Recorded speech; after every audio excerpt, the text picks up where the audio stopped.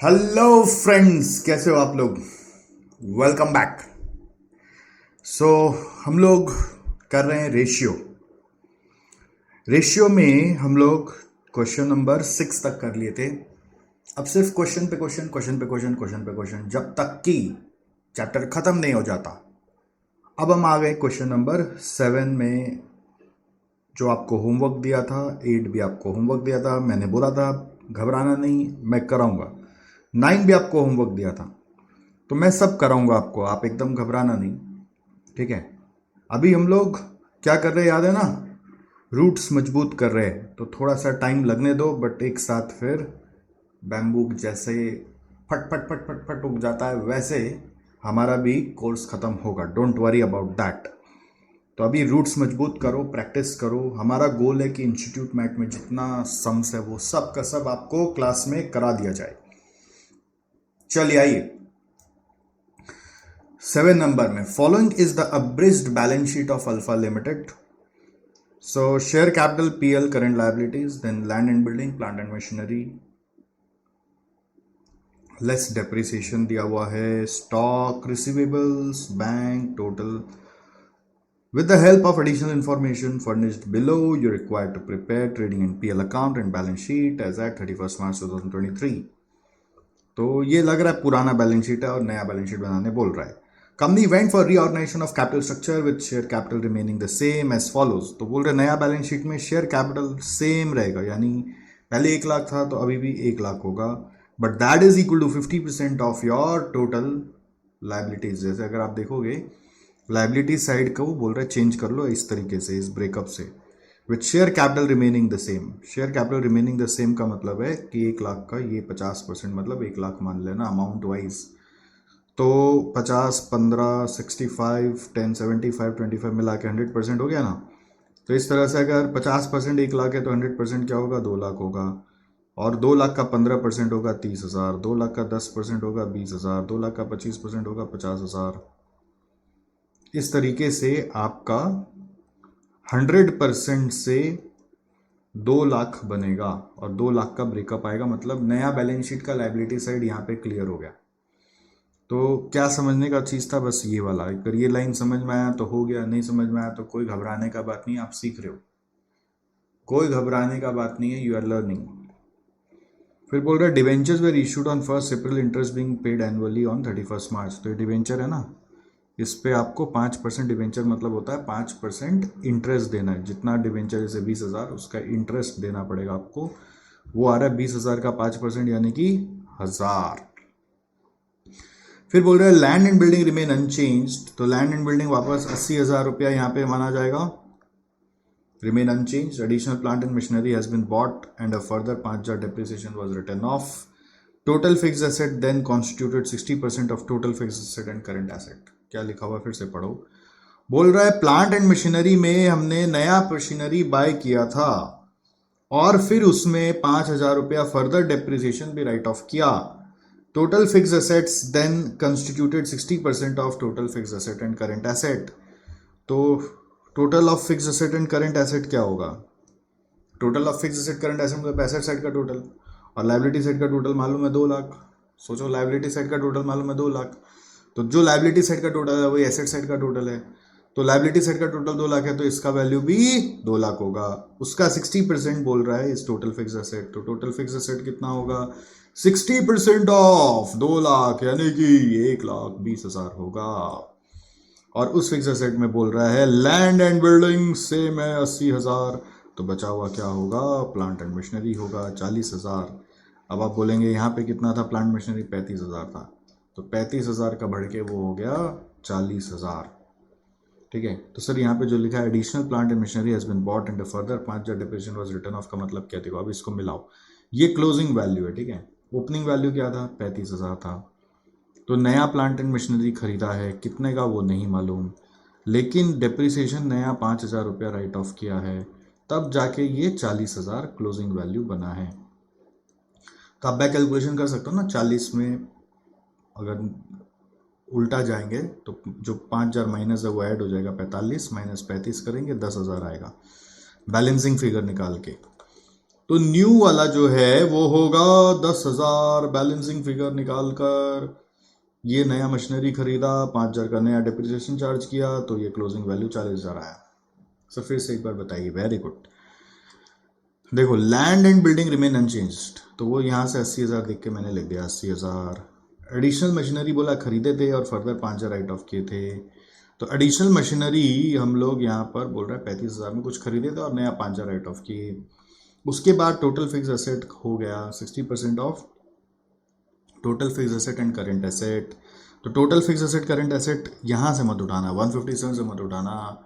नया balance sheet में total liability बोल दिया 2 लाख, तो इस 2 लाख को यहाँ पे total fix asset current asset माना, उसका 60% किया तो 1,20,000 आया। उस 1,20,000 को 2 पार्ट में तोड़ा, लैंड एंड बिल्डिंग का 80,000, प्लांट एंड मशीनरी का 40,000। और इस तरीके से प्लांट मशीनरी का यदि क्लोजिंग वैल्यू 40,000 आया है तो ओपनिंग वैल्यू है 35,000, न्यू का है 10,000, डेप्रिसिएशन का है 5,000, तो क्लोजिंग वैल्यू आ रहा है 40,000। ठीक है। Next, working capital ratio was 8:5। देखो नॉर्मली वर्किंग कैपिटल रेशियो को लेकर एक चलता है दिमाग में कि इसका मतलब क्या है, what is the meaning of working capital ratio. ठीक है, ध्यान से सुनो, वर्किंग कैपिटल रेशियो का मतलब क्या है ये सोचने का बनता है।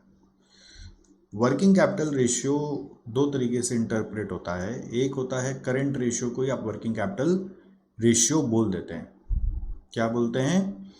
करेंट रेशियो को ही आप वर्किंग कैपिटल रेशियो बोलते हैं। This is one very common interpretation, current ratio को ही वर्किंग कैपिटल रेशियो बोलते हैं। और एक होता है, जैसे मैंने आपको लॉन्ग टर्म सॉल्वेंसी रेशियोज में बताया था, आपने वो चार्ट बना लिया जो आपको बोला था सामने में रख के रखना है, जिससे कि मैं जब रेशियो बोलूँ तो आप रेफर करते रहोगे ना, तो दिमाग में लाइवली हो जाता है।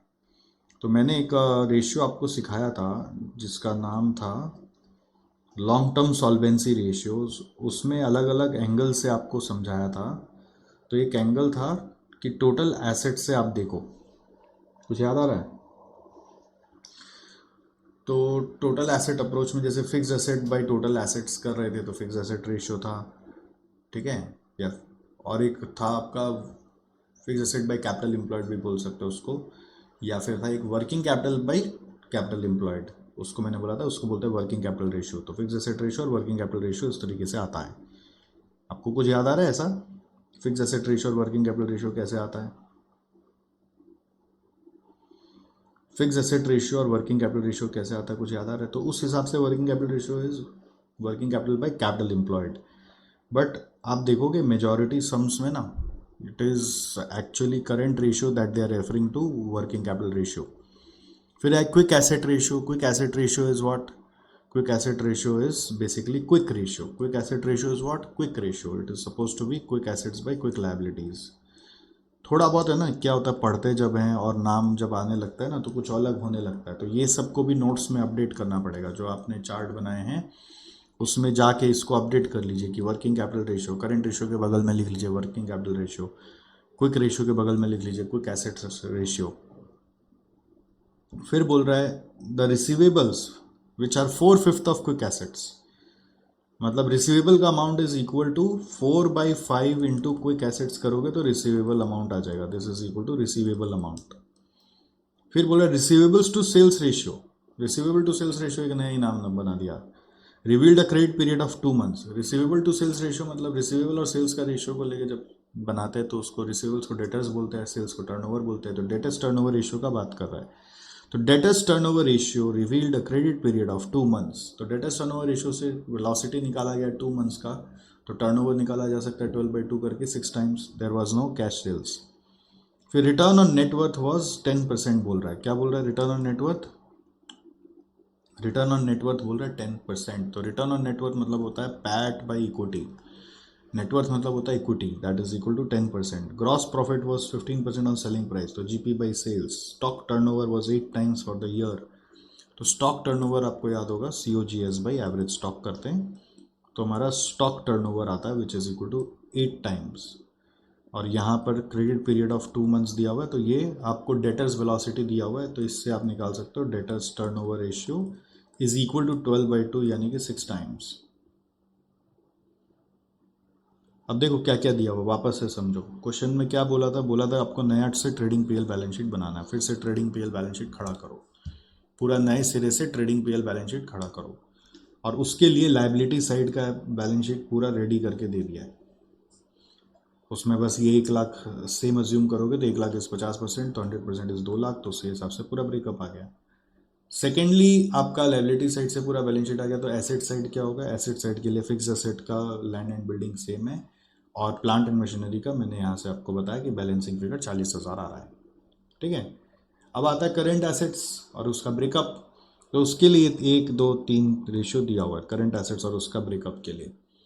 ठीक है, तो current assets bye current liabilities दिया हुआ है, क्विक एसेट्स का रेशियो दिया हुआ है। तो ये सब रेशियो को यूज़ करके एक्सपैंड जब करेंगे तो what you will get is, ये सब रेशियो को जब यूज़ करके एक्सपैंड करेंगे तो what you will get is the value of current assets and your stock वगैरह यहाँ से आ जाएगा। तो स्टॉक टर्नओवर रेशियो मालूम है तो उससे COGS, GP,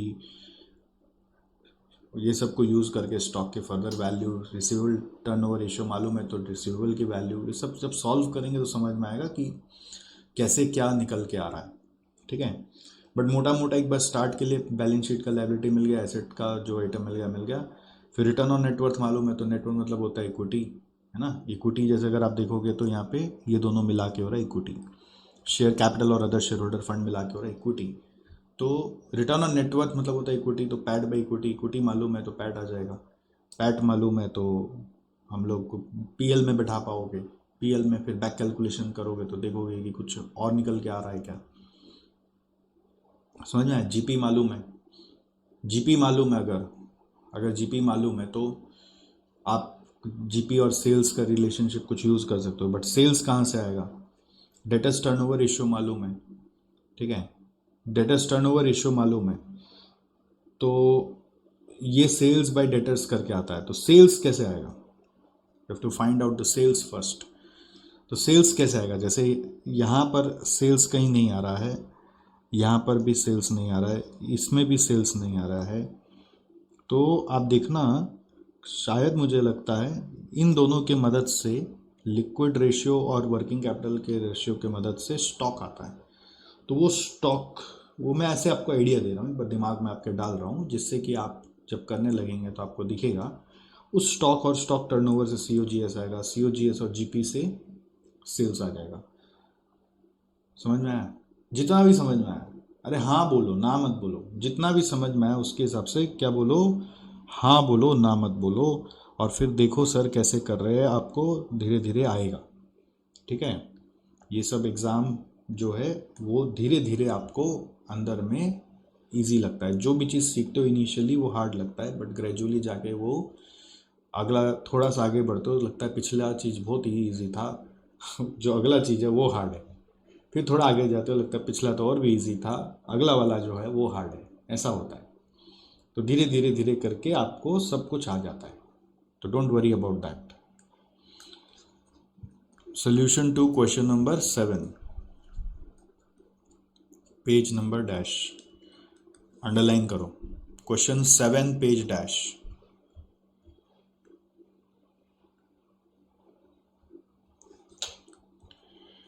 Trading and PL account for the year ended 31st March 2023.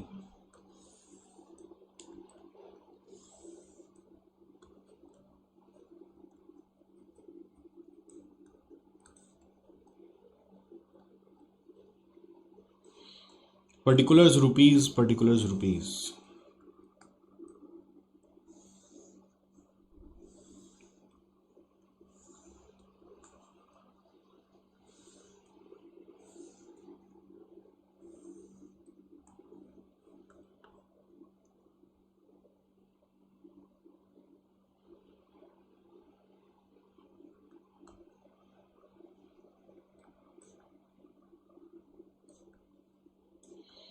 फिर है balance sheet as on dash.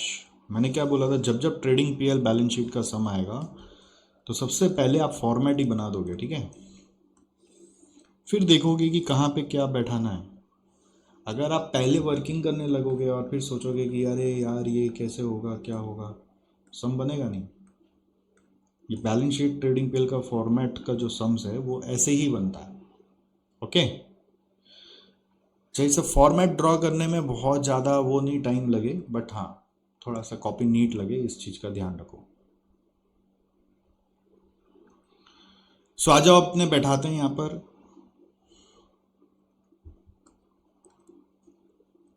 Liabilities rupees, assets rupees,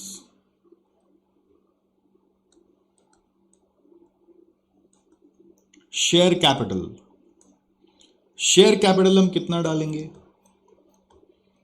share capital हम डालेंगे 50%, मतलब 1 लाख। ठीक है, तो ये 1 लाख सेम है। ऑलराइट, उसके बाद क्वेश्चन बोलता है अदर शेयर होल्डर्स फंड।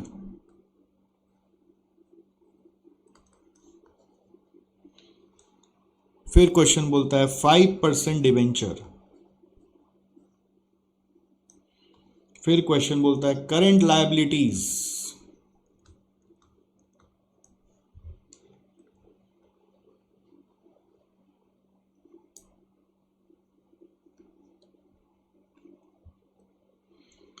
और ये चारों मिला के कितना आएगा?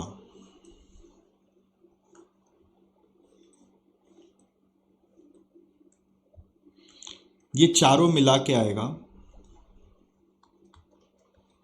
जैसे कि 1 लाख का इक्वल बैलेंस क्या है? 1 लाख का इक्विवेलेंस है 50%, तो टोटल हो जाएगा 2 लाख।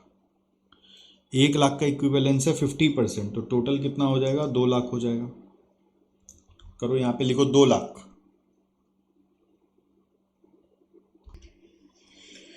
यहाँ पे आप लिखो 1 लाख का डिवाइड बाई 50% करने से ये 2 लाख आ रहा है। सो 2 लाख का फिर सारा परसेंटेज यहाँ पे ब्रेक हो जाएगा, 15, 10, 25। तो 2 लाख का 15% क्या होगा? 30,000। 2 लाख का 10% क्या होगा? 20,000। फिर 2 लाख का 25% क्या होगा? 50,000।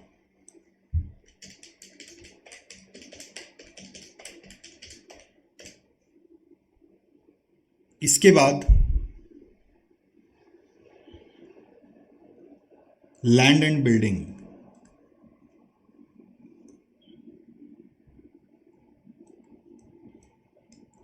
क्वेश्चन बोल रहा था वो सेम रहेगा, 80,000 ही रहेगा। ठीक है, क्या बोल रहा था क्वेश्चन में कि वो लैंड एंड बिल्डिंग हम लोगों का सेम 80,000 रहेगा, राइट?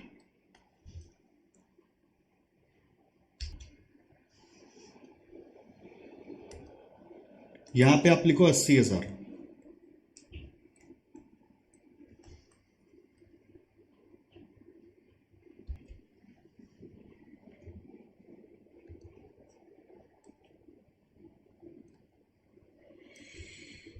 ठीक है, अब थोड़ा थोड़ा वर्किंग बनाते हैं। वो लिखो नोट 1।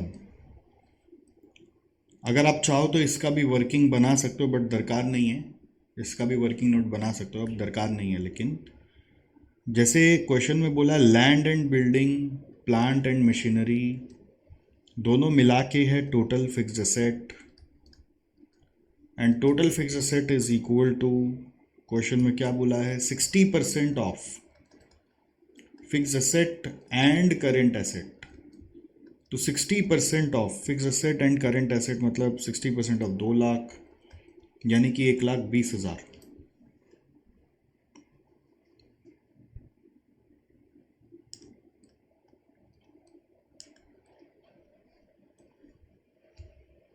ओके, 1,20,000 आ गया। तो ये आपका 1,20,000 है, ये 80,000 सेम है। तो ये रिमेनिंग कितना होगा? 40,000 होगा।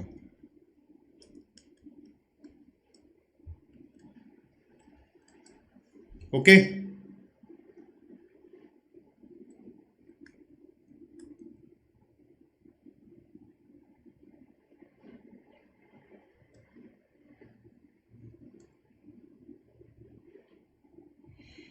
So we can write here plant and machinery is 40,000. Okay, आप चाहो तो फर्दर इस प्लांट एंड मशीनरी का ब्रेकअप भी दिखा सकते हो। मतलब यहाँ पे 40,000 नहीं लिखकर आप और फर्दर ब्रेकअप क्या दिखा सकते हो, जैसे कि मैंने बोला था इसका ओपनिंग वैल्यू क्वेश्चन में दिया हुआ था 35, तो बोला था नया परचेज करेंगे हम लोग,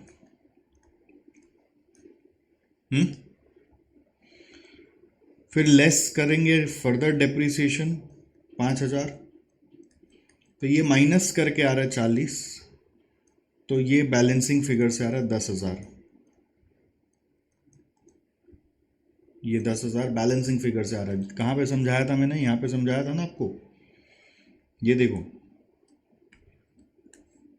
ये ओपनिंग कहाँ से आया, ये बैलेंस शीट एक्चुअली यहाँ लिखा होना चाहिए था कि ये प्रीवियस ईयर का बैलेंस शीट है और ये नेक्स्ट ईयर का बैलेंस शीट बनाने बोल रहे हैं। तो ये 35,000 है, तो उस 35,000 से कंपेयर करके आप देखो यहाँ पर क्लोजिंग में क्या खड़ा हो रहा है। अगर क्लोजिंग में 40 आ रहा है तो ये 35 आ रहा है। फर्दर डेप्रिसिएशन क्वेश्चन में गिवन है 5,000 और हम लोग ने राइट ऑफ किया है। देखो यहाँ लिखा है ना, further 5,000 depreciation was written off. तो बैलेंसिंग फिगर से पता चल गया न्यू परचेज कितना है। समझ में आया आपको। अब इसके बाद यहाँ तक फिर भी काफ़ी इजी चीज़ था। अब क्या है, ये करंट रेशियो और क्विक रेशियोज को यूज़ करके अपने को आगे बढ़ना है। 3 और 4 को एक साथ यूज़ करते हैं। करंट रेशियो देखो दिया हुआ 8:5, क्विक रेशियो दिया हुआ 1:1। तो note 2, working capital ratio is 8:5, that is current asset by current liability is equal to 8/5।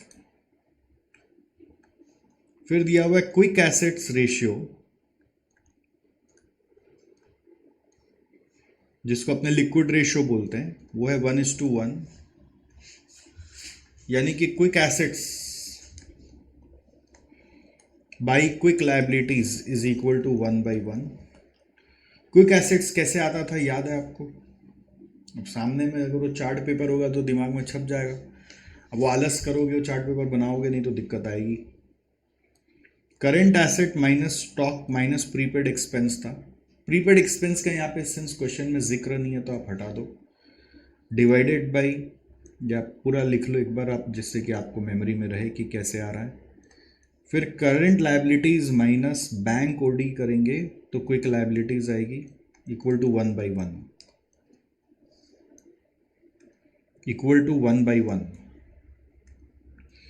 So since prepaid expense और बैंक ओडी हम लोगों को दिया हुआ नहीं है तो अपन उसको इग्नोर कर देंगे। Since prepaid expense and bank OD के बारे में कोई इंफॉर्मेशन नहीं है, तो you can say current asset minus stock by current liabilities is equal to 1/1। Okay, तो अब देखो आपको ये दिख रहा है कि एक CA बाई CL का रिलेशनशिप है और एक CA minus stock by current liability का रिलेशनशिप है। तो अब आप इसका कुछ वैल्यू इधर बैठा के ना कैलकुलेशंस कर सकते हो। ओके, कैसे क्या करोगे सोचो, क्या कैलकुलेशन हो सकता है आप सोचो।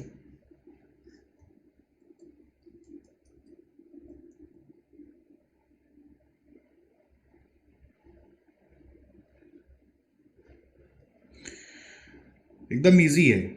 जैसे अगर आप बैलेंस शीट देख रहे हैं ना, तो land building plant and machinery मिला के एक 20 है। टोटल तो 2 लाख होना चाहिए ना, 2 लाख से ज़्यादा तो होगा नहीं। अब ये 2 लाख में अगर फिक्स एसेट 1,20,000 है तो करंट एसेट कितना है, 80,000 है। समझ में आया आपको। तो यहाँ पे हम लोगों को एक आइडिया मिल रहा है कि बैलेंस शीट में, from balance sheet total fixed asset plus current asset is equal to 2 lakh. Fixed asset आया 1,20, तो करंट एसेट आ जाएगा 80,000। बच्चों का एक प्रॉब्लम होता है पता है, जैसे जैसे वो देखते हैं नया ये मेरे से नहीं हुआ, डिस्करेज हो जाते हैं। डिस्करेज नहीं होना है, इट इज़ अ लर्निंग। आपने एक एंगल से सीखा है, हाँ ये कैसे हो रहा है वो दिखना चाहिए, फिर सेकेंड टाइम करोगे वो आ जाएगा। तो करंट एसेट है 80,000, करंट लाइबिलिटीज दिया हुआ इज इक्वल टू 8/5, तो इससे करंट लाइबिलिटीज आ जाएगा। सॉल्व करो क्रॉस मल्टीप्लाई करके। कभी सॉल्व क्रॉस मल्टीप्लाई में बच्चे फंस जाते हैं, सर यहाँ से करंट लाइबिलिटी कैसे आया। Cross multiply 8 into current liability is equal to 5 into 80,000। तो current liability is equal to 5 into 80,000 by 8। तो ये कट कटा के यहाँ पे 10,000 आया। Current liability is equal to आ रहा है 50,000। उसको अब यहाँ पे बैठा दो तो स्टॉक आ जाएगा। करंट एसेट है 80,000 minus stock by current liability है 50,000 इज इक्वल टू 1/1। तो स्टॉक आ रहा है 30,000। ओके, तो करंट लाइबिलिटी 50,000 है, वो हम लोग को यहाँ पे दिख भी रहा था। आप ये नहीं भी निकालते तो भी चलता, करंट लाइबिलिटी यहाँ से नहीं निकालते, वो देख लेते खाली तो भी चलता कि करंट एसेट हम लोग का 8, जैसे 80,000 निकाला मैंने, अब वैसे नहीं करके करंट लाइबिलिटी को यहाँ से 50,000 उठा लेते और उस 50,000 को यहाँ बैठा दे तो करंट एसेट आपका 80,000 आ जाता। वैसे भी कर सकते थे, कैसे भी कर सकते हो, ऐसा नहीं कि मेरे जैसे ही करना है, बट आंसर आना चाहिए। तो स्टॉक आ गया 30,000। तो ये करंट एसेट में हम लोग ना एक आइटम, पहला आइटम बैठा सकते हैं स्टॉक विच इज 30,000। ओके, अब स्टॉक से अगर आपको ध्यान हो तो स्टॉक टर्नओवर रेशियो दिया हुआ है। स्टॉक टर्नओवर रेशियो से स्टॉक लिंक हो रहा है। मैंने क्या बोला था, इन दोनों इंफॉर्मेशन से स्टॉक आ जाएगा। इस स्टॉक से स्टॉक टर्नओवर रेशियो दिया हुआ तो सीओजीएस आ जाएगा। सीओजीएस और जीपी, सीओजीएस से जाएंगे, सीओजीएस और जीपी में रिलेशनशिप होता है, तो सीओजीएस जीपी रेशियो मालूम होने से आप आराम से सेल्स निकाल लोगे। ठीक है, कैसे वो दिखाएंगे आपको, आप एक एक करके करो। आपको देखो बहुत चीज़ हो सकता है, मेरे को दिख रहा है इसके बाद ये हो जाएगा, इसके बाद ये हो जाएगा, आपको जब तक करेंगे नहीं तब तक नहीं दिखेगा। तो कोई परवाह नहीं करना है, सीखना है। नोट 3, स्टॉक टर्नओवर रेशियो में चलो। ये दिया हुआ है आपको 8 टाइम्स फॉर द ईयर, तो you can say COGS by average stock is equal to 8 times. अब देखो यहां पर हम लोगों को एवरेज स्टॉक अगर पता करना है तो average stock is equal to opening stock plus closing stock by 2। आप इक्वल नहीं मानना यहां पर, क्यों, क्योंकि यहां पे ओपनिंग बैलेंस शीट दिया हुआ है हम लोग को। ओपनिंग बैलेंस शीट कितना दिया हुआ है देखो, उसमें स्टॉक दिया हुआ है 21,000 और क्लोजिंग स्टॉक कितना दिया हुआ है, अभी अभी भी आया ये 30,000। तो इसलिए यहां ओपनिंग प्लस क्लोजिंग बाय 2 करना है। 51,000 बाई 2 करोगे यार है 25,500। 21,000 प्लस 30,000 बाई 2 करके आ रहा है 25,500। तो सीओजीएस इज इक्वल टू क्या होगा, 25,500 इंटू 8,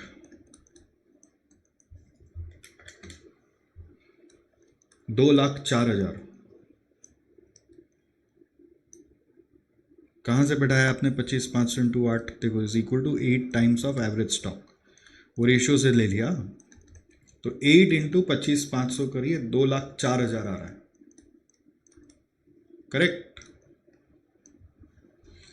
इट इज कमिंग 2,04,000। अब यहां पर क्या होता है, ये नहीं ध्यान पड़ता, ओपनिंग और क्लोजिंग करना है ये ध्यान नहीं पड़ता, हम लोग हड़बड़ में 30,000 ही ले लेते हैं। नोट नंबर 4 में आओ।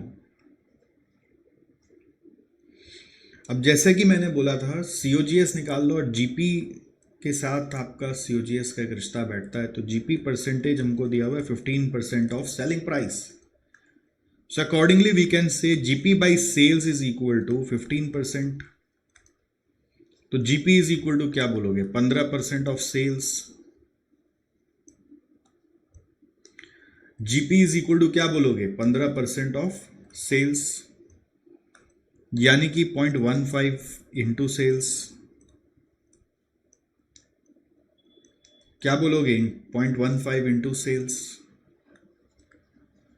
Sales minus GP is equal to COGS होता है। सीओजीएस अभी हम लोग को मालूम है, और सेल्स और जीपी में रिलेशनशिप बैठ जाएगा। सेल्स यदि एक्स है तो जीपी क्या होगा, 0.15x। 15% ऑफ सेल्स यानी 0.15x is equal to COGS आया 2,04,000। तो इसमें x कॉमन ले लिया जाए तो आ रहा है 0.85x is equal to 2,04,000। x is equal to 2,04,000 by 0.85 यानी कि 2,40,000।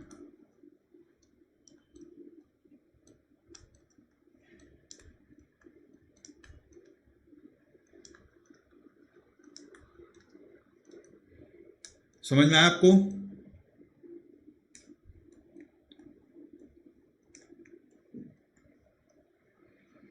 $2,40,000।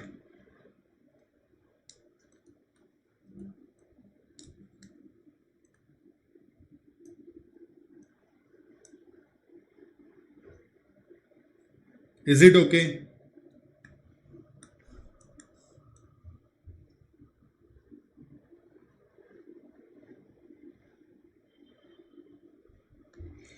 सो सेल्स निकल के आ गया 2,40,000।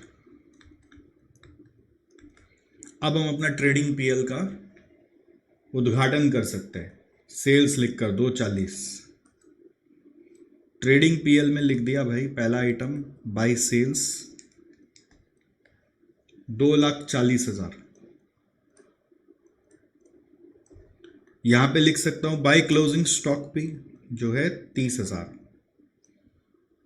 टू ओपनिंग स्टॉक भी था जो था 21,000, जिसको यूज किए थे एवरेज निकालने के लिए। और टू जीपी भी मालूम है, जीपी होगा 15% ऑफ सेल्स, 0.15x था ना, तो 240 का 15% करो 36,000 आ रहा है। तो ये जो बैलेंसिंग फिगर है 270 आ रहा है, यहां पे इधर 270 आ रहा है टोटल। तो 270 माइनस 36 माइनस 21, ये 2,13,000 जो आ रहा है। आपको याद है डिफरेंस इसको क्या बुलाते थे, पिछले सब में भी था, परचेजेस एंड डायरेक्ट एक्सपेंस। ये बैलेंसिंग फिगर से आया है, ये सब मार्क कर लो, नहीं तो रिवीजन में तकलीफ होता है कि कहां से आया समझ नहीं आया होता है। इस जीपी को सीडी किया, उसको बीडी करो, बाय जीपी बीडी 36,000। क्लियर है यहां तक? आपको याद होगा हम लोगों ने एक एक्स्ट्रा डेप्रिसिएशन चार्ज किया था, एक एक्स्ट्रा डेप्रिसिएशन चार्ज किया था, टू डेप्रिसिएशन।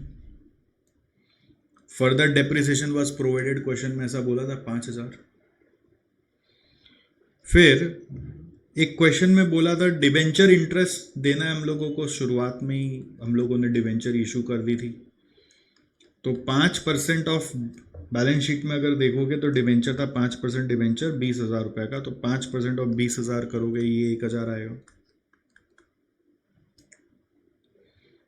यहां तक सब समझ में आ रहा है? अब नेट प्रॉफिट निकालना है, तो नेट प्रॉफिट के लिए एक रेशियो दिया हुआ था, return on net worth, which was 10%।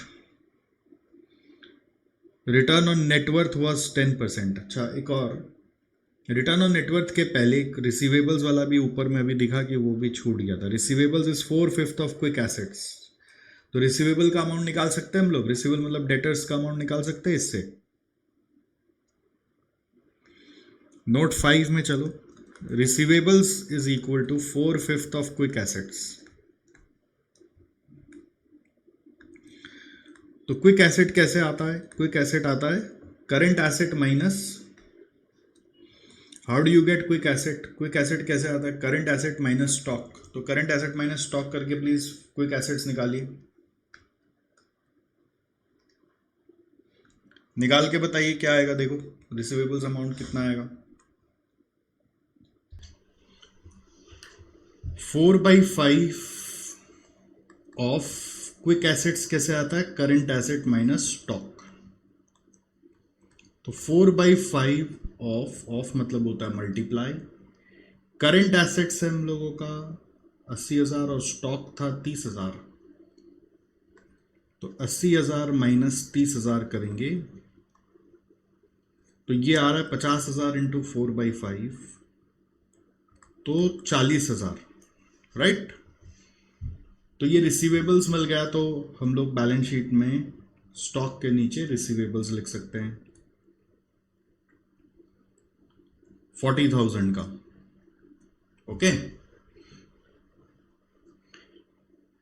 अब क्या होगा, करंट एसेट अगर टोटल 80,000 है, तो ये भी हम लोग को समझ में आना चाहिए कि करंट एसेट अगर टोटल 80,000 है तो उसमें 3 हिस्सा है, एक है स्टॉक, दूसरा है डेटर्स, तीसरा है कैश।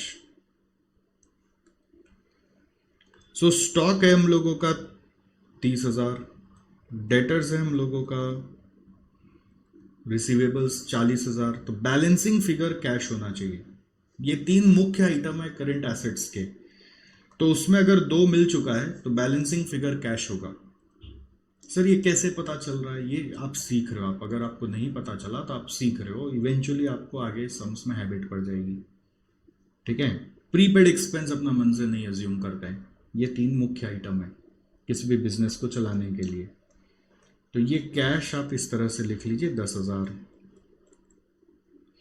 तो अब देखिए इस तरफ पूरा बैलेंस शीट खत्म हो गया, 80, 40, 1, 20 और यहाँ पे 80,000 करके टोटल 2 लाख आ गया, तो 2 लाख 2 लाख मैच कर गया, राइट। ये क्लियर हो गया आपका।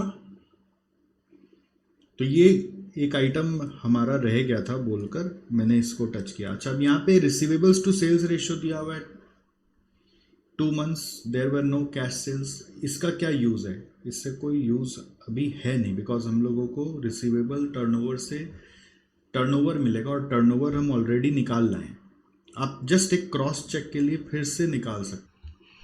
सो अगर हम एक बार और क्रॉस चेक करने के लिए वो रिसीवेबल टर्नओवर रेशियो जो दिया हुआ है उसको यूटिलाइज करें, तो you can write receivables collection period is given as 2 months।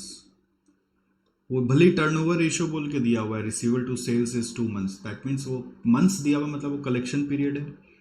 Therefore you can say debtors turnover ratio क्या होगा, इससे बैक कैलकुलेशन करोगे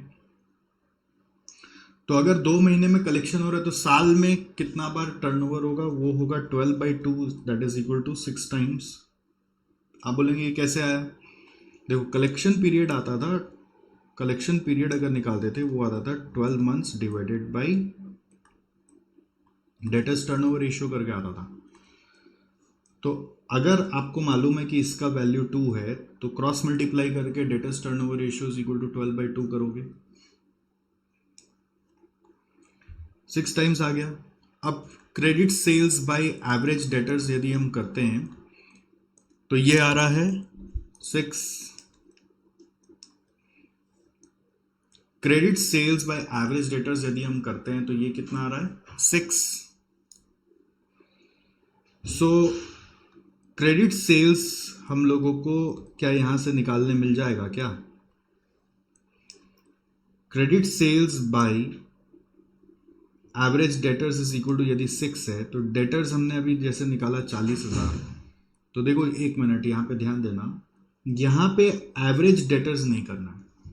क्यों नहीं करना है, जैसे जब स्टॉक में किया था तो एवरेज स्टॉक से किया था, ओके। यहाँ पे एवरेज से करोगे तो रॉन्ग हो जाएगा।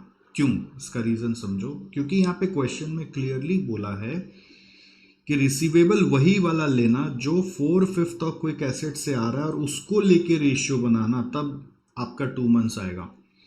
कौन सा रिसीवेबल्स, 4/5 ऑफ क्विक एसेट्स वाला receivables which is equal to closing balance यानी कि 40,000। तो यहां पर एवरेज डेटर्स नहीं लेकर आप सिर्फ डेटर्स लोगे which is coming from 4/5 of quick assets is equal to 6 times। ठीक है, एवरेज नहीं यूज होगा। क्यों नहीं यूज होगा? क्योंकि क्वेश्चन में ना उसी तरह का लैंग्वेज दिया हुआ है। तो क्या होता है ना, देखो पढ़ाई जब आप करते हो तो एक पढ़ाई ऑफ कोर्स आप खाली कॉन्सेप्ट से करते हो, दूसरा पढ़ाई होता है क्वेश्चन में जा जाके, क्वेश्चन में किस तरह से क्या इंफॉर्मेशन देगा ये कोई नहीं जानता है। तो ये क्वेश्चन कर करके समझ में आता है। जैसे अब मैं भी ये कैसे जानता हूँ, क्योंकि मेरे ये सब क्वेश्चन किया हुआ है इसलिए मेरे को मालूम है। अब आपका किया हुआ है तो आपको मालूम पड़ेगा। आप सोचेंगे क्वेश्चन जितना है वो सब मेरे कॉन्सेप्ट से ही सारा का सारा हो जाना चाहिए, ऐसा नहीं होता है। कुछ कुछ क्वेश्चंस ट्विस्टेड होता है। तो ये अकॉर्डिंगली क्रेडिट सेल्स बाई, आप 40,000 जो डेटर्स निकाले थे इज इक्वल टू 6 लोगे तो क्रेडिट सेल्स आएगा 40,000 इंटू 6 करके 2,40,000। कितना है क्रेडिट सेल्स? 2,40,000। कितना है क्रेडिट सेल्स? अब 2,40,000। तो सारा सेल्स क्रेडिट सेल्स की, ऐसा क्वेश्चन में बोला था there were no cash sales. पढ़ा था आपने ये लाइन, क्वेश्चन में लिखा हुआ था there were no cash sales, there were no cash sales. तो जो सेल्स फिगर है वो 240 आया ना हमारा, वो हमारा अदरवाइज भी आ गया था। ये पार्ट मैंने एक्स्ट्रा में आपको कराया just to give you an understanding. Sales तो हम पहले ही 2,40,000 निकाल लिए थे।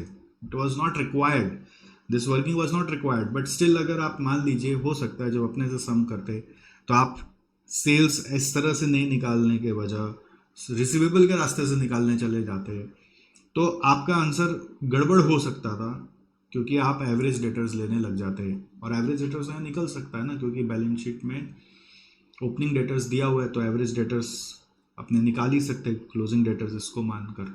जैसे एवरेज स्टॉक निकाला वैसे एवरेज डेटर्स भी निकाल सकते थे।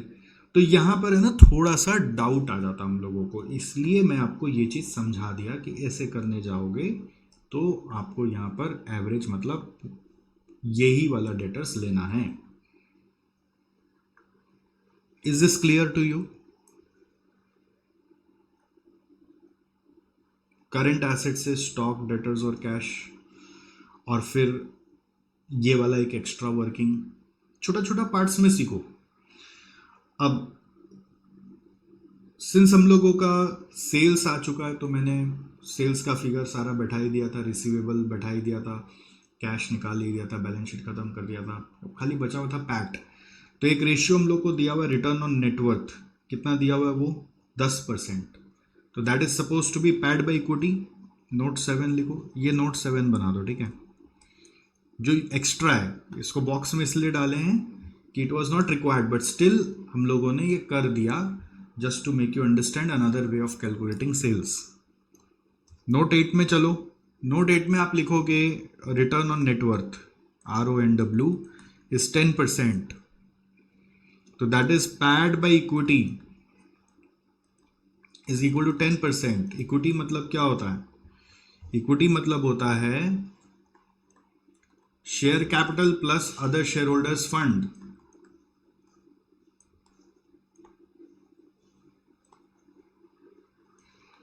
Share capital plus other share holders fund. तो शेयर कैपिटल है 1,00,000, अदर शेयर होल्डर फंड है 30,000। तो शेयर कैपिटल है 1,00,000, अदर शेयर होल्डर्स फंड है 30,000, दोनों मिला के आया कितना? 1,30,000।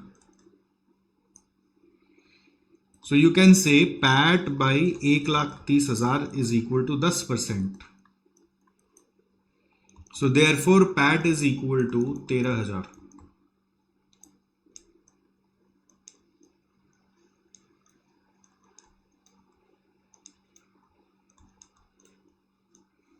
All right. PAT क्या होगा अल्टीमेटली? फिर 13,000 होगा। PAT होगा 13,000।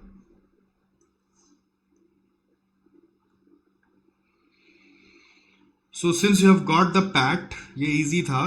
अब आप पीएल में जाके पैट बैठा दो, नीचे में आके लिखो 2 पैट 13,000। अब बैलेंसिंग फिगर कुछ खड़ा हो रहा है तो 13, 1, 14 और 5, 19 माइनस 36 कर रहे हैं तो 17,000 आ रहा है। ये 17,000 को आप ऑपरेटिंग एक्सपेंसेस बोलकर लिख सकते हो, बैलेंसिंग फिगर, ठीक है। ऑपरेटिंग एक्सपेंस है, ऑपरेटिंग एक्सपेंस मतलब एडमिन सेलिंग जो होता है ना, जो ऊपर में कवर नहीं हुआ है ऐसा कुछ, ऑपरेटिंग एक्सपेंस मतलब एडमिन सेलिंग आएगा। ऐसे मैंने आपको ऑपरेटिंग एक्सपेंस रेशियो में समझाया था कि it is COGS plus admin plus selling, आपको कुछ याद आ रहा है? बट यहाँ पे ये अदर ऑपरेटिंग एक्सपेंसेस है। COGS तो ऊपर में कवर हो गया ना ट्रेडिंग अकाउंट में, तो these are other operating expense like admin and selling. कि आप खाली एडमिन सेलिंग एक्सपेंस भी लिख सकते हो, कुछ भी नाम दे सकते हो। तो ये आपका कवर हो गया 36,000।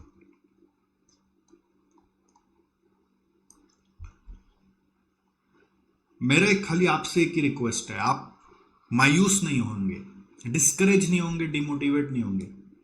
हम लोग अभी भी फाउंडेशन ले डाउन कर रहे हैं, हम लोग आपको सिखा रहे हैं। आप ये मत सोचना जो क्वेश्चन मैंने होमवर्क में दिया और आपसे नहीं हुआ तो आपको कुछ नहीं आता है, ऐसा कभी नहीं सोचना है।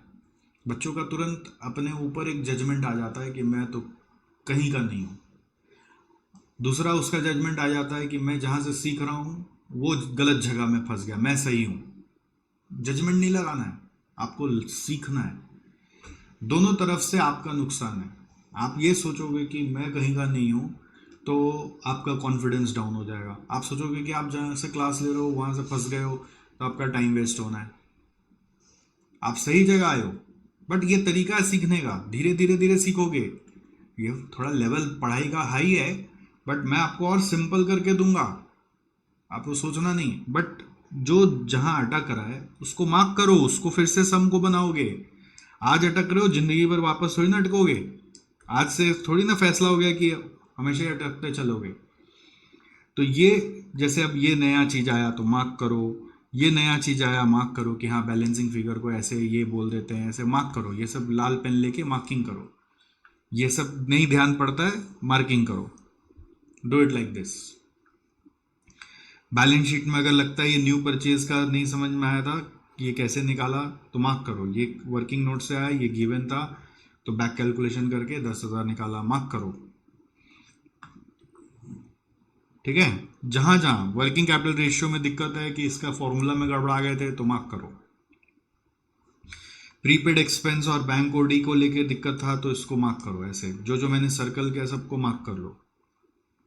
अब ये आज कर लिया, आज मार्क हो गया ना, अब दिमाग में बैठ जाएगा। और ये खर से कोशिश करके आने से ज्यादा ज्यादा दिमाग में बैठता है, समझ गए? अगर आप कोशिश नहीं किए होते तो आपका दिमाग में थोड़ा सा देरी से बैठता। कोशिश किए, रॉन्ग हुआ, झटका लगा तो और जल्दी दिमाग में बैठेगा। झटका लगा मतलब छोड़ के भाग जाना, ऐसा नहीं है। झटका लगा मतलब सीख गया। तो यहाँ पर एवरेज स्टॉक करा, और लेकिन फिर ध्यान क्या देना है, रिसीवेबल से जब करे तो उधर एवरेज नहीं करा। क्यों नहीं करा? क्योंकि क्वेश्चन में बोला है कि हम जो रिसीवेबल का रेशियो निकाले थे वो वाला रिसीवेबल लेके निकाले थे जो 4/5 ऑफ क्विक एसेट से आ रहा है। ठीक है। आई होप आपको मजा आया होगा। कभी भी नया चीज सीखने को मिले, समझ नहीं हो तो बोलना है मजा आ रहा है।